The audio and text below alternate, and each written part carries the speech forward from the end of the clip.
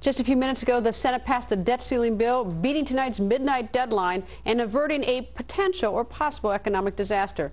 But lawmakers are already setting the stage for the next political showdown. Many Republicans say they will not accept tax hikes out of the super committee. But Senate Majority Leader Harry Reid sure has a different take. As early as this morning, Republican leaders in the Senate saying there will be no revenue. That's not going to happen. Otherwise, the trigger is going to kick in.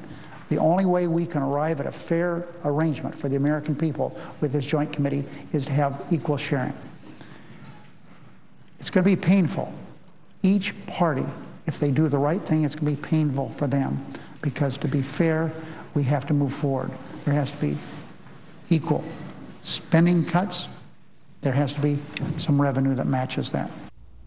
So what's going on? Earlier today, we asked Pennsylvania's Republican Senator Pat Toomey about that and why he voted no today. You voted no. Why?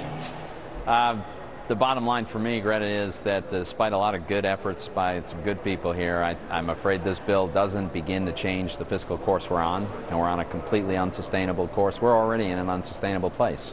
And so I'm just concerned it just doesn't do the job. All right. The bill is supposed to bring us the debt ceiling through the year 2013. Will it? I'm doubtful. We're going to get a revised budgetary outlook from the Congressional Budget Office, the nonpartisan accountants who evaluate this, in just a couple of weeks. And given the weakness in the economy, I think they're going to probably project that this is not going to get us through. But that's not as important to me as getting the underlying problem right. See, I've always argued that the really big deal here is not the debt limit on August 2nd, but rather the debt, right? The deficits that we're running and this mounting debt. That continues to be my concern. All right, when you're being whipped, when they were trying to get you to vote yes on this, I assume you raised those concerns. Did those who wanted you to vote yes, did they say, no, you're wrong? No, in fairness, there was no arm twisting, there were no threats, there was no heavy-handed... Well, did they say you're wrong with your ideas? No, I think what they said was, we generally agree, but this is the best we can do. And I think I'm sympathetic to that argument. I think in giving all credit where it's due, conservatives, Republicans, Mitch McConnell, John Boehner moved the president a long way. Remember, he wanted this huge debt limit increase with no conditions whatsoever. Then he said he wants a big tax increase, and we were able to avoid that and initiate a discussion about how much we ought to cut spending. So that's all constructive.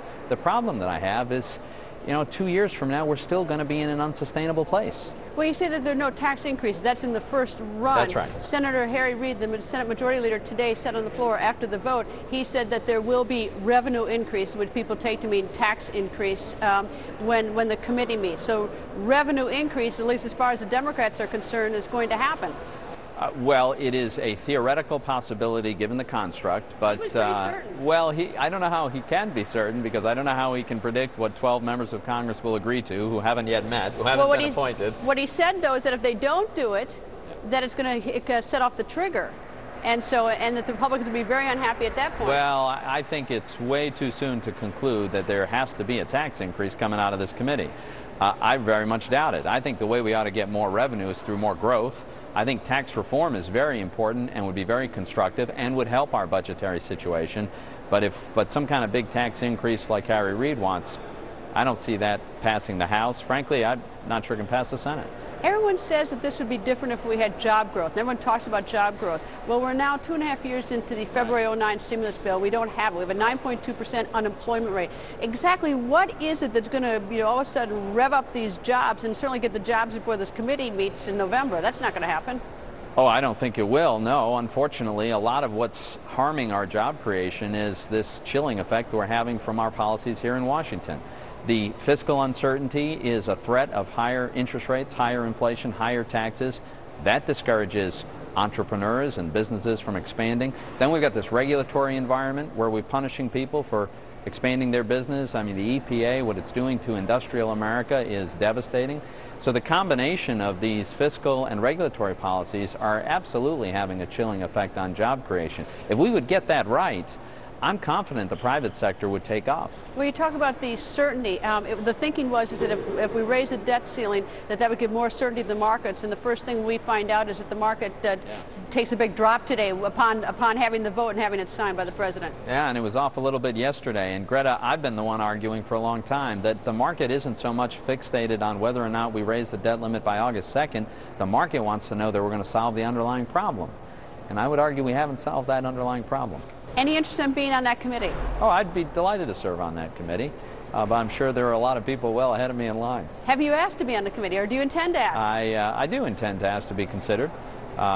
We'll see how that goes. In terms of how this has played out on Capitol Hill, Americans have been watching this from afar. And it seems like everything always gets pushed up to the deadline. And there's always, we always hear that the bill's going to be put online so people can read it. But this doesn't happen.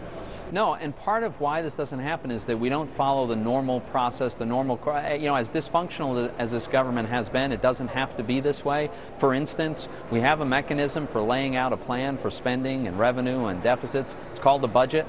And Congress is required to produce a budget. Unfortunately, our Democratic colleagues in the Senate refused to produce one in clear violation of the law for the second consecutive year. That's part of why we find ourselves in these situations.